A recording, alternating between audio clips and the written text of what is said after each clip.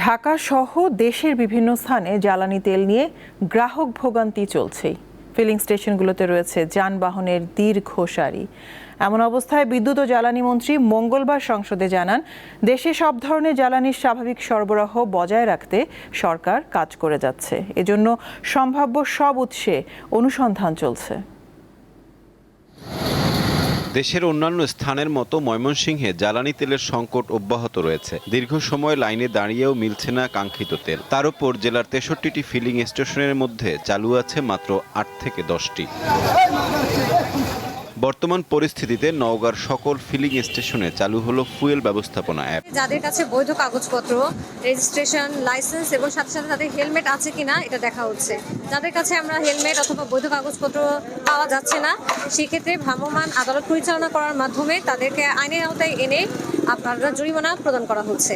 জ্বালানি তেলের সংকট চলমান আছে কুড়িগ্রাম, লক্ষ্মীপুর, ব্রাহ্মণবাড়িয়া, নেত্রকোনা, নারায়ণগঞ্জ সহ বিভিন্ন জেলায়। দীর্ঘ সময় লাইনে দাঁড়ানো গ্রাহকদের মধ্যে হাতাহাতির ঘটনাও ঘটেছে কোথাও কোথাও। পেট্রোল অক্টেনের পর ডিজেলও রেশনিং পদ্ধতিতে দেওয়া হচ্ছে চট্টগ্রামের কিছু পাম্পে। এর ফলে ভোগান্তি বেড়েছে বলে অভিযোগ গ্রাহকদের। না, তেল এখনো পাই নাই, তেলের জন্য আসছি।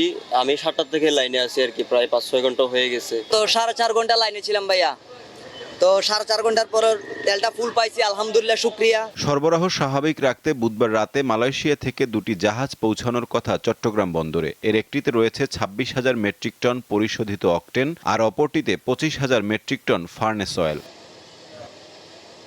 মঙ্গলবার সংসদে এক নোটিশের জবাবে জ্বালানি মন্ত্রী জানান, বর্তমানে ডিজেলের মজুদ রয়েছে 1,64,644 মেট্রিক টন এবং 30 এপ্রিলের মধ্যে আরও 1,38,000 মেট্রিক টন আসবে। এছাড়া অকটেনের 10,500 মেট্রিক টন এবং পেট্রোলের মজুদ রয়েছে 16,000 মেট্রিক টন। বিদ্যুৎ জ্বালানির দ্রুত সরবরাহ বৃদ্ধি বিশেষ বিধান দ্বৈত বিল অবিলম্বে বিবেচনার জন্য গ্রহণ করা হোক। পেট্রোল ডিজেলের দাম না বাড়ালেও এপ্রিল মাসের জন্য প্রতি লিটার জেট ফুয়েলের দাম 202 টাকা 29 পয়সা থেকে বাড়িয়ে 227 টাকা 8 পয়সা নির্ধারণ করেছে Bangladesh energy regulatory commission BERC। Saifur Rahman Shishir, Deepto বার্তা কক্ষ।